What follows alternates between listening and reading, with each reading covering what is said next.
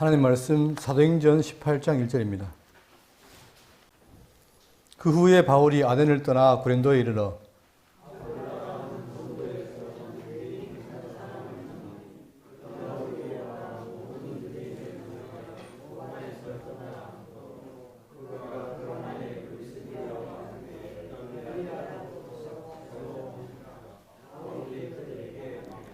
생업이 같으므로 함께 살며 일을 하니 그 생업은 천막을 만드는 것이더라.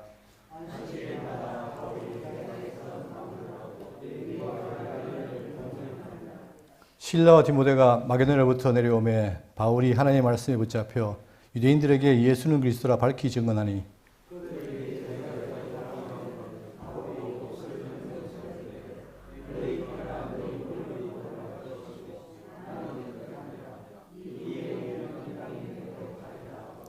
거기서 옮겨 하나님을 경외하는 디도 유스도라 하는 사람의 집에 들어가니 그 집은 회당 옆이라.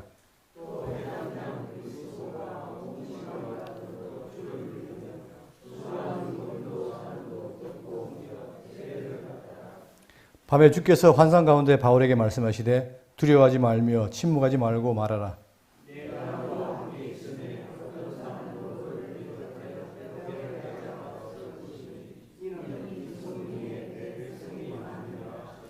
다 같이요. 1년 6개월을 머물며 그들 가운데서 하나님의 말씀을 가르치니라. 아멘.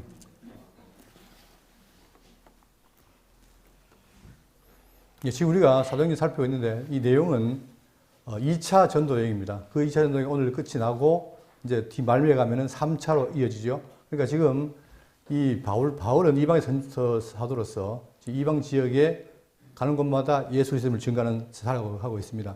이 지도를 보시면 지금 이 2차 전도 지역이 시리아에서 안디옥에서 이렇게 육지로 가가지고 마게도냐를 건너가서 지금 어디냐면 이 아테네, 지난 시간에 아테네에서 했죠. 아테네하고 오늘은 고린도에 가는 장면이 나오고 있습니다. 지난 시간에 아테네라고 하는 것은 바로 뭐냐면 신들의 도시라고 그랬죠. 그러니까 이방 신들이 많고 우상이 많은데 거기에서 사도 바울이 전한 것은 뭐냐면 우주와 그 가운데 계시는 만물을 지으신 하나님께서는 천지주의신이 손으로 지은 전에 계시지 아니한다. 다시 말하면 이방 신들처럼 신전에 있는 게 아니라 우주의 표면에 계시고 또한 무엇이 부족한 것처럼 사람의 손으로 섬기를 받지 아니하시고 또한 만민에게 생명과 호흡을 그리고 마음을 친히 주관하시는 분이시다. 그러나 그들은 뭐예요? 그들의 말하는 신은 범신론으로서 그냥 인간과 별도로 있는 신. 그렇지만 성경은 뭐냐면 친히 주제주로서 우리를 함께 하시고 이끌어 가신다라고 증거했습니다. 자, 그럴 때 그 말을 듣는 자도 있고 조롱한 자도 있었죠. 그래서 그는 급히 고린도로 옮기게 됩니다.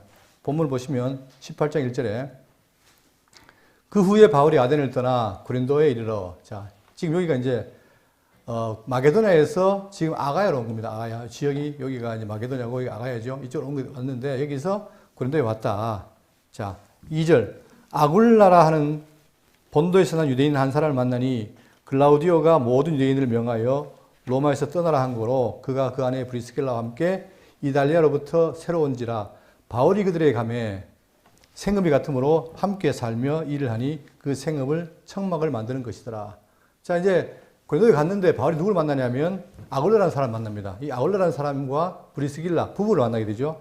이 부부인데 이들이 장차 바울이 사역하는데 중요한 역할을 합니다. 그래서 많은 도움이 되고 이걸 보면은 하나님께서 자, 전도를 할 때 적재적소에서 사람을 만나게 하고 협력하게 하는 걸 알 수 있죠. 그런데 그들이 왜 지금 여기 와 있냐면은 글라우디오를 하는 자, 2절에 보시면 글라우디오가 모든 유대인을 명하여 로마에서 떠나라 한 거로 그가 그 안에 브리스길라와 함께 이달리아로부터 새로 온지라.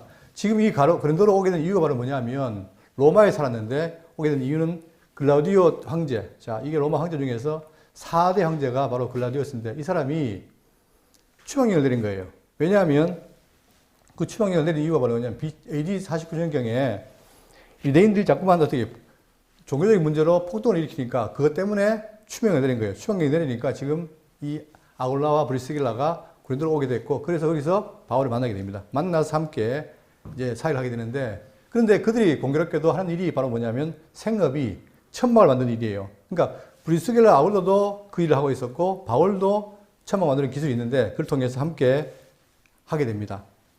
4절 안식일마다 바울이 회당에서 강론하고 유대인과 헬라인을 권면하니라. 그러니까 지금 보시면 평일에는 뭐냐? 이 천막 만든 일로 해서 자기가 선교할 때 필요한 자금을 확보하고 자기 생업을 위해서 먹고 살아야 되죠. 그리고 이제 안식일만 되면 어떻게 되냐? 회당에 가서 강론하고 유대인과 헬라인을 권면했다라고 하고 있습니다. 자, 이런 걸 보고서 이제 바울이 자비랑했다 하는 말을 하고 있는데, 물론 중요한 말이지만 이 뒤에 가면 또 다른 얘기가 나와요. 그때 설명드리고 하고 5절 보겠습니다. 실라와 디모데가 마게도냐로부터 내려오매 바울이 하나님의 말씀에 붙잡혀 유대인들에게 예수는 그리스도라 밝히 증언하니. 자, 또 실라와 디모데 지금 같이 전도를 하는데 떨어져 있었죠. 근데 떨어져 있던 이 실라와 디모데가 합류하게 된 거예요. 다시 지도를 보시면, 자, 그런데 여기서 보면은 디모데는 어디냐? 디모데는 바로 데살로니가 교회. 여기 데살로니가죠. 여기서 왔고, 그 다음에 자, 실라는 빌립보 교회. 빌립보 여기 있습니다. 여기 있다가 지금 고린도로 합류한 거예요. 자, 그런데 이것이 그들에게 어떤 의미가 있냐면, 자, 데살로니가부터 온 디모데는, 자, 데살로니가 산조 3장 6절에 지금은 디모데가 너희에게로부터 와서 너희 믿음과 사랑의 기쁜 소식을 우리에게 전하고 또 너희가 항상 우리를 잘 생각하여 우리가 너희를 간절히 보고자 함과 같이 너희도 우리를 간절히 보고자 한다 하니. 그러니까 서로가 교통하는 거죠. 그러니까 지금 바울이 지나간 이후에 데살로니가 교회가 뭐냐? 서로 기쁜 소식을 전하는 거예요. 그리고 안부를 묻고. 이런 것이 서로 이제 교통이 되는데, 자, 또한 그 반면에 4장 13절에 보시면은 형제들아 자는 자들에 관하여는 너희가 알지 못함을 우리가 원하지 아니하노니 이는 소망 없는 다른 이와 같이 슬퍼하지 않게 하렴이라. 그런데 데살로니가 당장 다 좋은데 그들이 종말론에 대해서 지금 문제가 있는 거예요. 그러니까 지금 어떻게 되냐? 바울이 거기에 해당되는 편지를 보내는 게 데살로니가 후서죠. 자, 이런 것처럼 지금 사도들이 가서 전도를 하고 교회가 세워지면 그 교회와 같이 긴밀하게 관계를 맺고 또한 필요한 것은 바울이 편지를 보내고. 자, 그 다음에 빌립보로부터는 신라가 있습니다. 신라가 이제 빌립보에서 왔는데 고린도후서 11장 9절에 보면 또 내가 너희와 함께 있을 때 비용이 부족하되 아무에게도 누를 끼치지 아니하였음은 마게도냐에서 온 형제들이 나의 부족한 것을 보충하였음이라.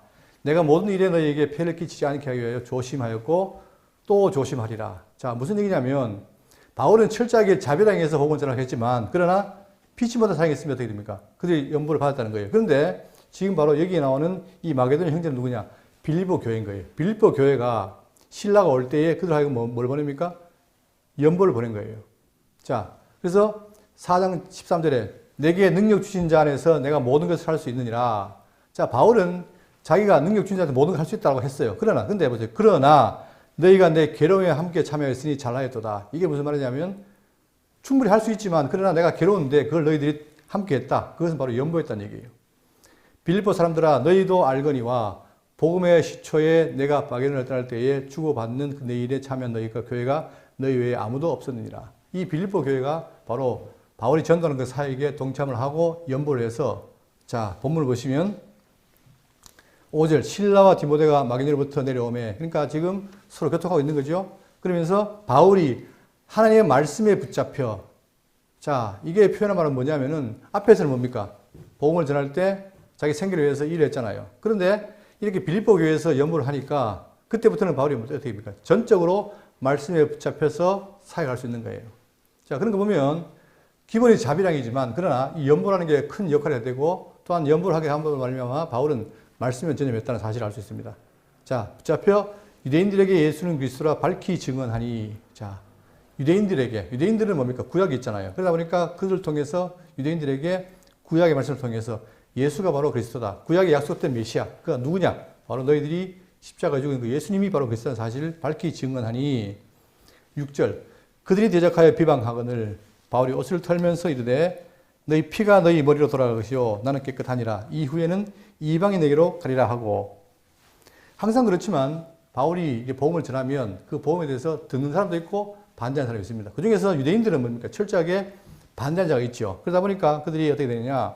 이 바울의 말을 대적하고 비방을 합니다.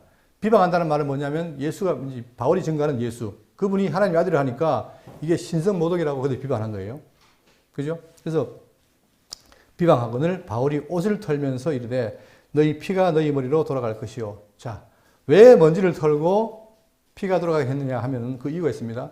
구약에 보시면 느헤미야 5장 13절에 내가 옷자락을 털며 이르기를 이 말대로 행하지 않는 자는 모두 하나님이 또한 이와 같이 그 집과 사람에서 털어버리실지니 그는 곧 이렇게 털려서 빈손이 될지로다 하며 회중이 다 아멘하고 여호와를 찬송하고 백성들이 그 말한 대로 행하였느니라. 결국은 하나님의 말씀을 듣지 않으면 그에 따라서 뭡니까? 저주가 임한다는 사실을 알려주는 거죠. 그것이 털어버린다는 의미입니다.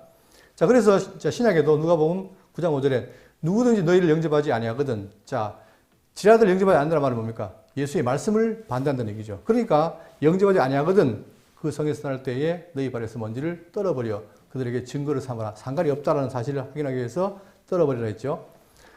또한 에스겔 3장 18절을 보시면 가령 내가 악인에게 말하기를 너는 꼭 죽으리라 할 때에 네가 깨우치지 아니하거나 말로 악인에게 일러서 그 악한 일을 떠나 생명을 구원하게 하지 아니하면, 자, 악에서 돌이키지 아니하면 결국은 그 악인은 그의 죄악 중에서 죽으려니와 내가 그의 빚값을 내 손에 찾을 것이요. 결국은 악인의 빚값은 뭡니까? 자기에 돌아간다는 얘기예요. 그러나 그들이 회개하고 돌이키면 구원의 길이 있지만 그렇지 않고 계속해서 그걸 고집하면 결국은 바로 뭐다?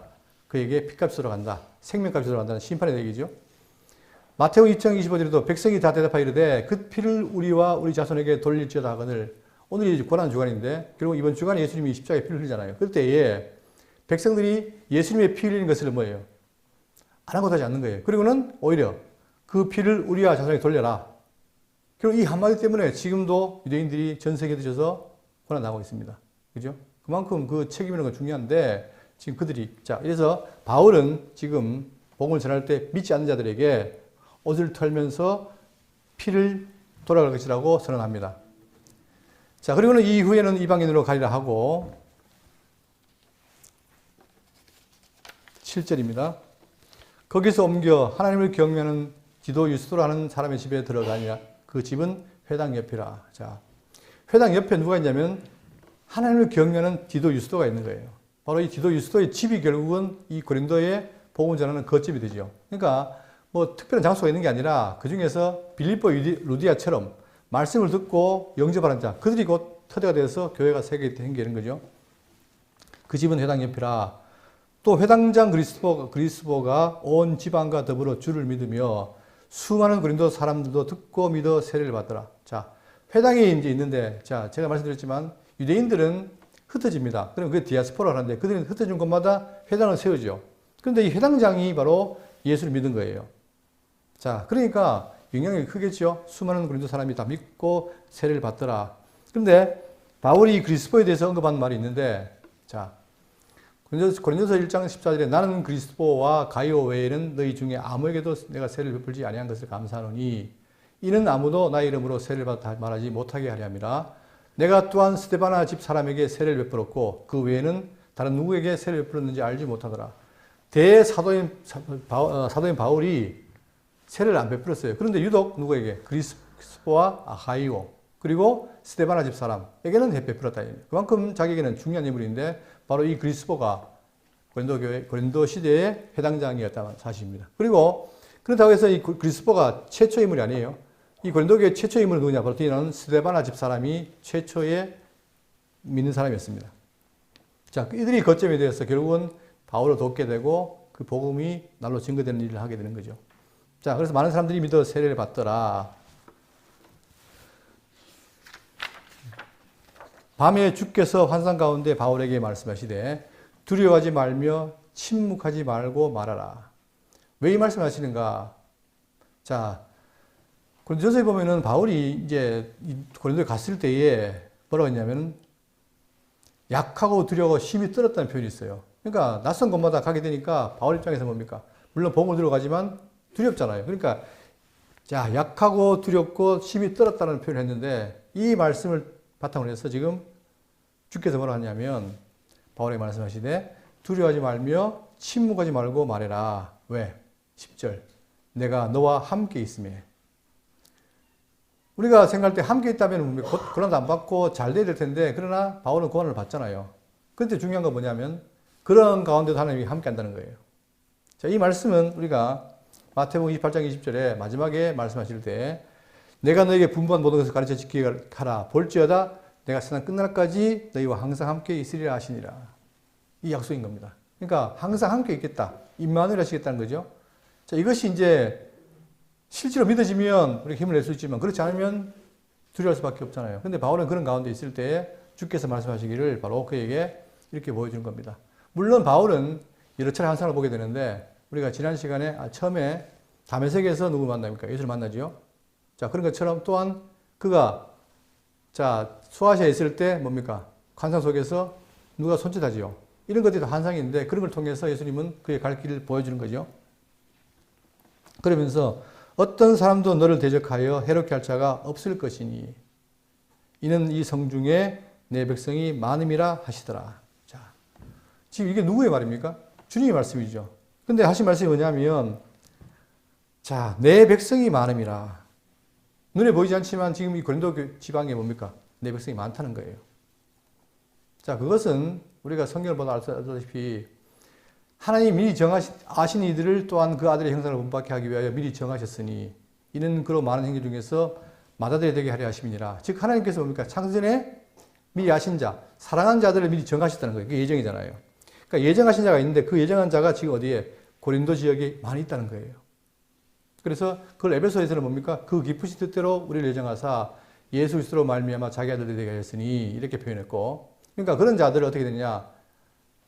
너희는 그 은혜에 의하여 믿음으로 말미암아 구원을 받았으니 결국 뭡니까? 믿음으로 구원받게 되는데 중요한 것은 뭐예요? 믿기 위해서는 뭡니까? 하나님의 말씀을 증거해야 되잖아요. 그러니까 바울은 담대히 말씀 전하는 이유는 바로 뭐냐면 이 지역에 사람이 많은데 백성이 많은데 그들에게 말씀을 증거해서 그들로 하여금 듣고 믿게 하라 이 말이죠.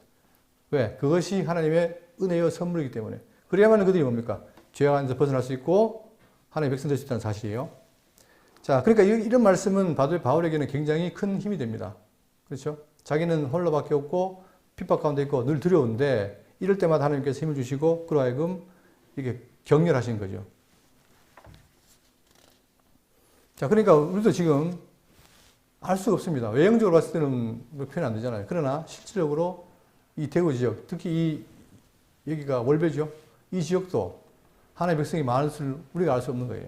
그러나 우리 꾸준히 우리가 열심히 말씀을 배우고 또 배운 것을 증거하고 했게 되면 그들에게 언젠가는 말씀이 증거돼서 그들도 하나님의 백성으로 올 수 있다는 사실 늘 기억해야 됩니다.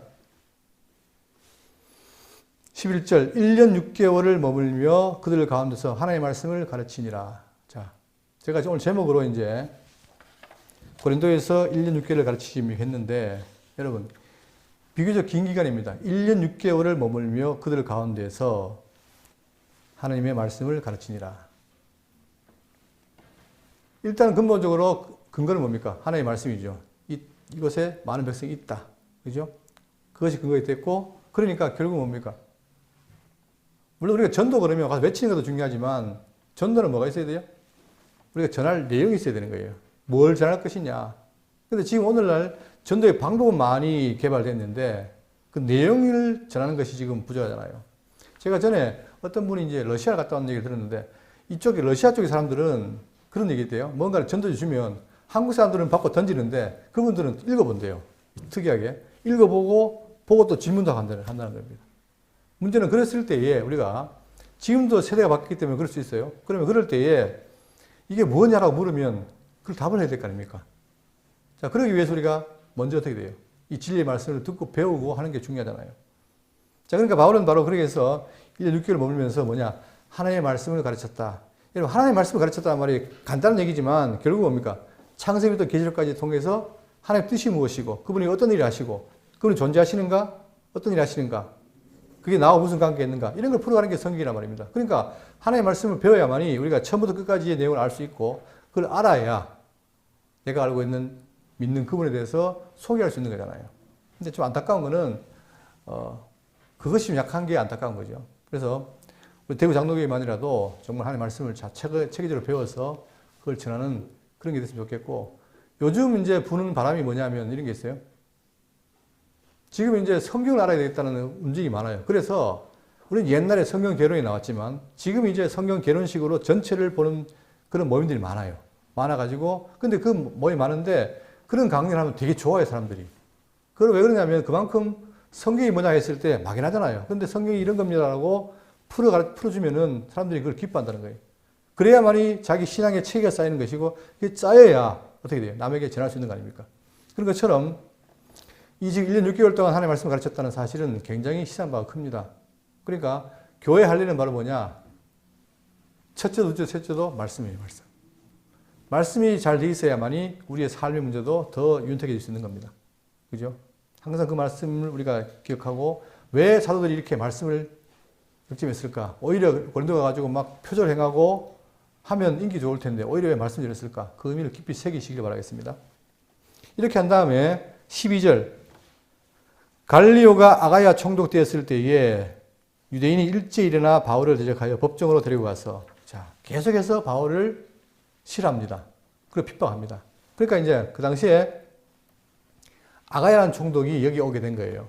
그러니까 일제히 일어나 바울을 대적하여 법정으로 데리고 가서 자 말하되 이 사람이 율법을 어기면서 하나님을 경외하라고 사람을 권한다 하거늘. 자 여기서 말하는 율법은 유대인 율법이 아니고 그 당시에 고린도는 뭡니까? 로마의 속국이잖아요. 그러니까 로마 황제의 법이 있잖아요. 그죠? 그런데 이 사람들이 율법을 어긴다 이 말이에요.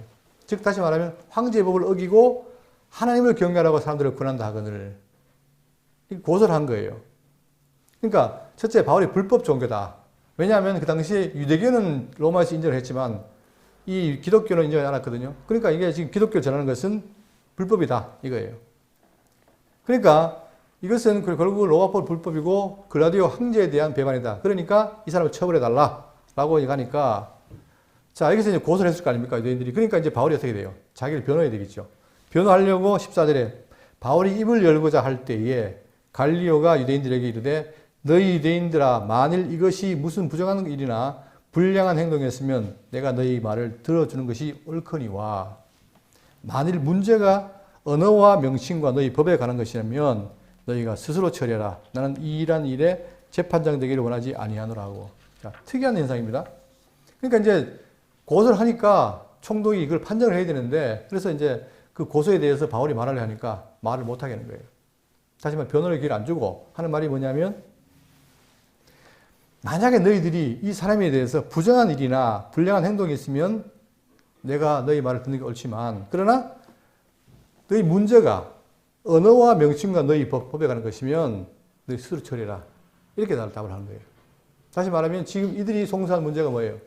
내가 총독으로서 처리할 문제가 아니라는 거죠. 명확하게 하는 거죠. 그러니까 내가 만약에 부정한 일, 불량한 행동 너희들 간에 문제가 있다면 내가 처리하겠다. 그러나 이것이 만약에 너희의 언어, 이 언어란 말은 말씀, 로고스죠. 말씀. 그리고 명칭은 바로 메시아에 관련된 이름.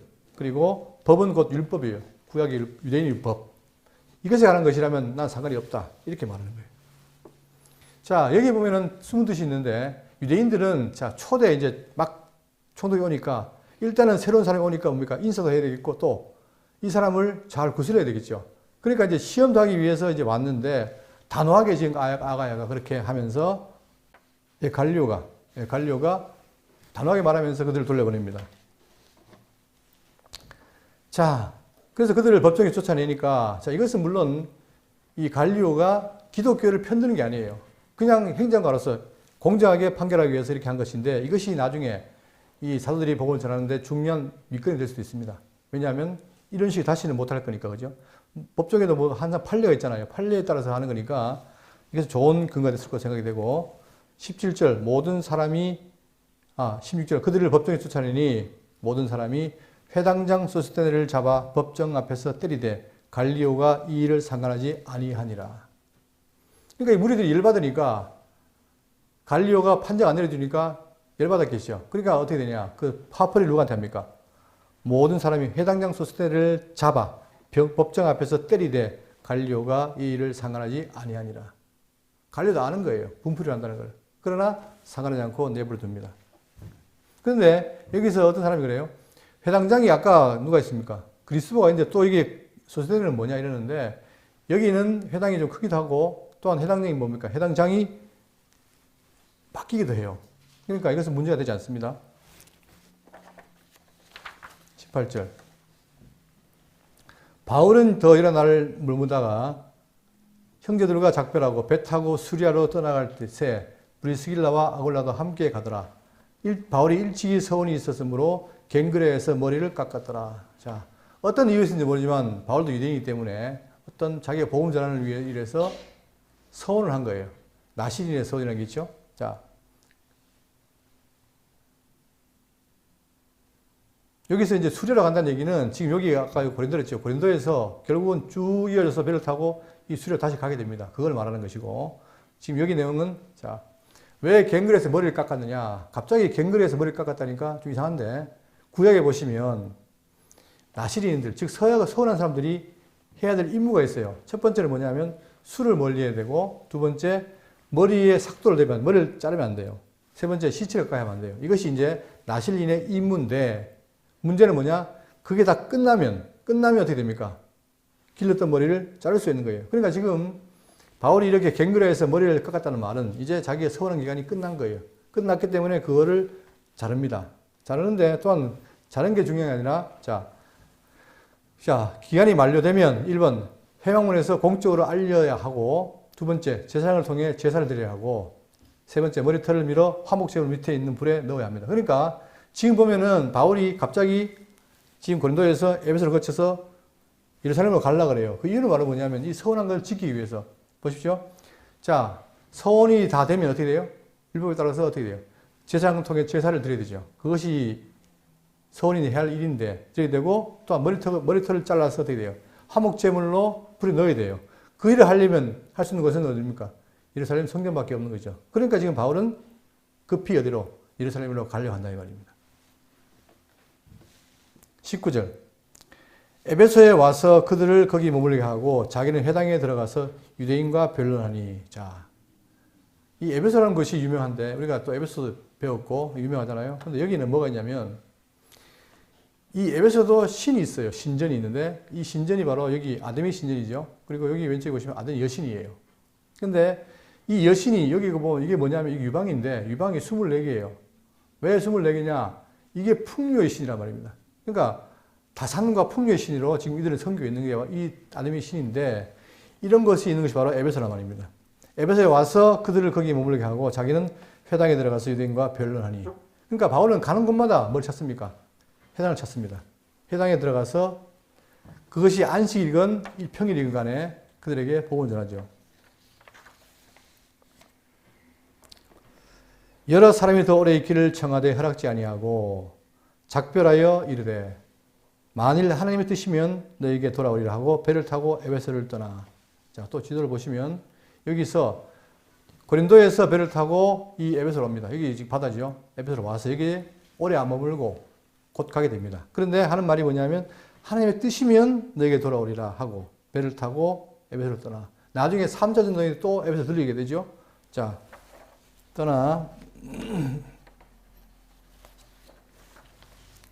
가이사라에 착륙하여 올라가 교회 안부를 물은 후에 안디옥으로 내려가서 여기 22절 보시면은 예루살렘에 말이 없어요. 그런데 가이사라에, 자, 여기서 긴 여정을 배를 타고 이쪽으로 옵니다. 여기서 에베소에서 배를 타고 여기 가이사라죠. 여기 가이사라에 왔는데 여기서 어떻게 합니까? 상륙하여 올라가잖아요. 올라가.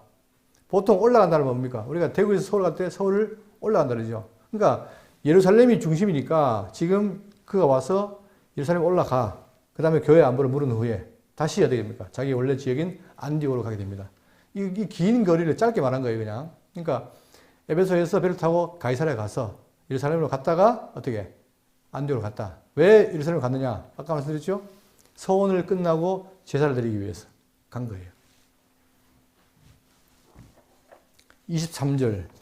자, 23절부터 이제 여기 안디옥 왔습니다. 이게 이제 2차가 끝난 거예요. 한 바퀴 돈 거죠. 이렇게 해서 아시아를 거쳐서 헬라 반도를 거쳐서 예루살렘을 거쳐서 옵니다. 이게 2차 전도예요.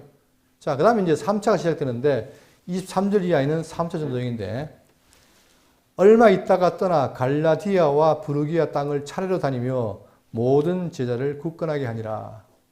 그러니까 처음 가는 곳에는 말씀을 전해서 민자를 구하고 그 다음에 이미 생긴 거는 뭡니까? 다시 가서 만나서 말씀을 또 굳건하게 하고 이것이 바울이 하는 일인 거예요. 그러니까 이미 벌써 세워졌던 어디입니까? 갈라디아와 이쪽이 갈라디아와 부르기아에 지금 있는 교회를 어떻게 했다? 차례 다니며 모든 제자를 굳건하게 하는 것이 바로 제3차 전도여행의 시작입니다. 그 사이에 바울이 없는 사이에 또 무슨 일이 있을지 모르니까 가서 다시 말씀으로 그들을 굳건하게 세우는 게 일이었죠. 24절 알렉산드리아에서 난 아볼로라 하는 유대인이 에베소에 이르니 이 사람은 언변이 좋고 성경에 능통한 자라. 여러분 알렉산드리아는 꼭 아시기 좋습니다. 왜냐하면 이 중요한 곳이니까. 여기가 바로 이집트의 알렉산드리아예요. 이 알렉산드리아는 우리가 지금 다니엘 배우고 있지만 표범, 즉 빠른 짐승 있잖아요. 헬라 제국, 헬라의 왕인 초대 왕이 누굽니까? 알렉산더가 세운 도시예요. 자, 이 도시고 해양 도시이면서 상업의 중심지고 또한 학문의 중심지예요. 그러다 보니까 중요한 거는 바로 뭐냐면 이 알렉산더가 여기다가 유대인들을 이주시켜서 자 있는데 이들이 그러니까 결국은 이 당시 유대인이 뭐냐? 유대인이면서 헬라를 배우는 거잖아요. 그죠? 이게 같이 돼 있으니까. 그러다 보니까 자, 헬라화된 유대인들을 위해서 뭡니까? 뭘 만듭니까? 70인역. 원래 성경은 히브리어인데 그 히브리 성경을 뭘로? 헬라어로 번역한 게 바로 70인역인 거예요. 그 70인역이 바로 이 알렉산드리아에서 만들어진 거죠. 자, 그런데 이 알렉산드리아에 누가 있느냐? 아볼로라는 사람이 있는 거예요. 이 유대인이 에베소에 이르니, 자, 여기서 알렉산드리아 배를 건너가지고 에베소로 온 거죠. 자, 이 사람은 언변이 좋고 성경에 능통한 자라. 그러니까 지금 여기 보시면 돼요. 지금 이 복음이 증거된 이후에 여기에 지중해를 중심으로 많은 곳에 사람들이 이동하면서 어떻게 돼요? 물론 바울도 있지만 그 외의 사람들도 가는 곳마다 복음을 전하고 서로 교류한다 이 말입니다. 그 중에 아볼로가 있습니다. 그런데 이 사람이 언변이 좋고 성경에 능통한 자라. 그러니까 구약을 쫙 깨고 있는 사람이라는 거죠.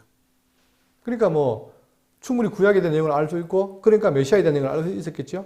그런데 25절 그가 일찍이 주의 도를 배워 열심으로 예수에 가는 것을 자세히 말하며 가르치나 요한의 세례만 알 따름이라. 그런데 한계가 있는 거예요. 그가 성경을 알고 잘 가르치는데 예수에 관해서 말은 하는데 가르치는 게 한계가 있는 거예요. 그래서 요한의 세례만 알 따름이라. 여러분 요한의 세례가 요한이 예수님 앞서가지고 온 자로서 예수를 증거한 자였잖아요. 그때 그가 세례를 베풀었죠. 그러면 요한의 세례를 왜 베풀었습니까? 이유가 뭐예요? 자, 요한복음 1장 25절에 또 물어 이르되 네가 만일 그리스도도 아니요 엘리야도 아니요 그 선지자도 아닐진데. 자, 유대인들은 구약을 통해서 그리스도, 그 다음에 엘리야, 또 선지자, 그 선지자 이 중요한 거예요. 그러니까 구약에는 그리스도 즉 메시아가 온다 했고 또한 엘리야가 온다 했고 그 다음에 그 선지자, 유일한 선지자, 그 선지자가 온다 했는데 세례요한 들어 네가 그이냐 물었잖아요. 그러니까 뭐예요? 아니라 하는 거예요. 세례요한이. 그럼 어찌하여 세례를 베푸느냐 이렇게 하니까 1장 29절에 이튿날 요한이 예수께서 자기에게 나오시는 보고 이르되 보라 세상지를 지고 가는 하나님 어린 양이로다. 내가 전에 말하기를 내 뒤에 오는 사람이 있는데 나보다 앞선 것은 그가 나보다 먼저 계심이라. 한 것이 이 사람을 가리킴이라. 나도 그를 알지 못하였으나. 자, 세례요한도 모르고 했단 말이에요. 했는데 내가 와서 물로 세례를 베푸는 것은 그를 즉 예수를 누구에게? 예수님을 이스라엘에게 나타내야 함이라 하니라. 결국은 이 세례요한이 물세례를 베푼 것은 바로 뭐냐면 장차 오셔가지고 우리를 위해서 뭐예요? 불세례를 받으시고 또한 성령세례를 베푸실 그분을 소개했다 이 말입니다. 근데 지금 아볼로는 성경에 능통한데도 불구하고 뭡니까? 요한의 세례만 아는 거예요. 그러니까 어떻게 했냐면 26절에 그가 회당에서 담대히 말하기 시작하거늘 브리스길라와 아굴라가 듣고 데려다가 하나님의 도를 더 정확하게 풀어 이르더라. 자, 브리스길라 아굴라가 물론 천막정이지만 그러나 이들도 뭡니까? 복음을 믿는 사람이기 때문에 그 당시에 바울을 통해서 많은 걸 알았을 거 아닙니까? 그러니까 그가 담대히 말합니다. 그러니까 아볼로가 말하고 있을 때 브리스길라와 아굴라가 듣고 데려다가 자, 아직까지 잘 모르니까 데려다가 하나님의 도를 더 정확하게 풀어 이르더라. 바로 그걸 통해서 뭡니까? 이 세례요한의 세례만 알고 있는 그에게 더 나아가서 예수 그리스도의 불세례와 성령 세례, 그의 구속사역을 증거했겠죠. 아볼로가 아가야로 건너가고자 하므로 형제들이 그를 격려하며 제자들에게 편지를 써 영접하라 했더니 그가 감에 은혜로 말미암아 믿는 자들에게 많은 유익을 주니. 그러니까 다 편차가 있는 거예요. 같이 믿어도 아까 아볼로처럼 아직 세례요한의 세례에 머문 사람도 있고 그러니까 서로가 뭡니까? 필요해서 가르치고 배우고 하는 게 바로 성도의 삶 아니겠어요? 그런 것처럼 자, 그가 이제 또 복음을 전하려고 하니까 형제들이 그를 격려하며 지라들에게 편지를 써 영접하라 했더니 소개를 하는 거죠. 자, 아볼로는 사람이 잘 모르기 때문에 먼저 아는 사람들이 편지를 보냅니다. 자, 그래서 지금 이 신약에 서신서라는 게 딴 게 아닙니다. 편지잖아요. 지금까지 바울이나 베드로 증거했던 그 교회에 문제가 있거나 아니면 복음에 대한 말씀을 증거할 때 편지를 보내는 거 아니에요? 그것처럼 당시 서신이 있어가지고 누구 이름을 보내면 그들이 믿습니다. 그죠? 그러니까 이 아볼로에 대해서 추천하는 거죠. 하니까 그들이 이제 아볼로를 또 쉽게 받을 수 있는 것이고. 자, 그가 감에 은혜로 말미암아 많은 사람에게 은혜를 유익을 주니. 그렇죠? 그러니까 서로 복음을 아는 자들이 만나면 결국 유익 준 밖에 없잖아요. 유익. 자, 이는 28절 성경으로서 예수는 그리스도라 증언하고 공중 앞에서 힘있게 유대인의 말을 이기밀더라. 중요한 거 바로 여기 있습니다. 핵심이 바로 뭐냐면 성경으로서. 자, 도구는 성경이에요. 이때 성경은 구약입니다. 이 성경으로서 뭘 하느냐?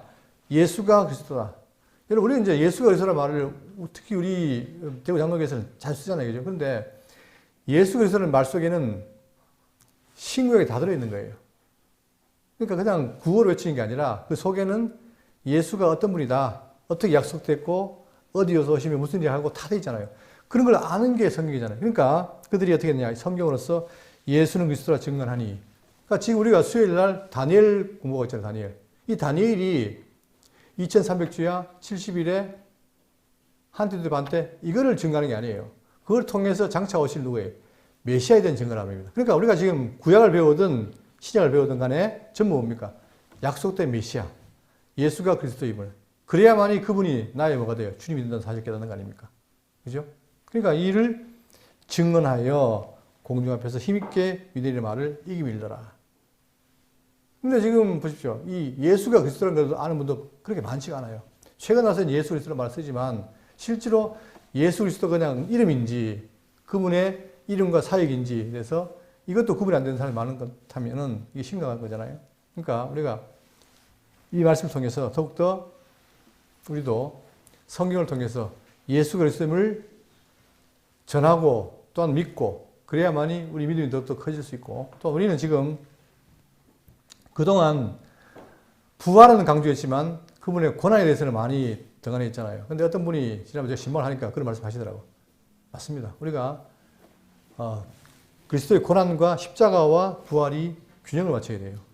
근데 워낙 우리가 부활만 좋아하다 보니까 부활은 막 큰 행사를 하는데 이 고난 주간은 등한하면 안 됩니다. 이번 주간에 결국 다음 주에 부활하기 위해서 예수님이 어떻게 십자가 지신 거 아니에요. 그 의미를 우리가 깊이 새기고 정말 일상을 살면서 제가 어릴 때는 그런 기억이 있어요.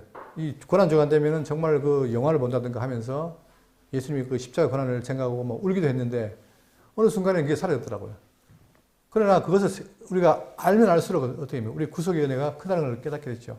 그런 것처럼 우리가 올해를 기점으로 정말 이 고난 주간도 뜻깊게 보내면서 이 한 주간 정말 딴 사람이 아니라 나를 위해서 십자가 주신 그분이 왜 고난 당했는가 그 의미를 깊이 새기시면서 우리가 이 사도들이 예수는 그리스도 증언하는 것처럼 우리도 그런 일을 통해서 예수 그리스도를 직접 느끼고 정말 살아가시길 바라겠습니다.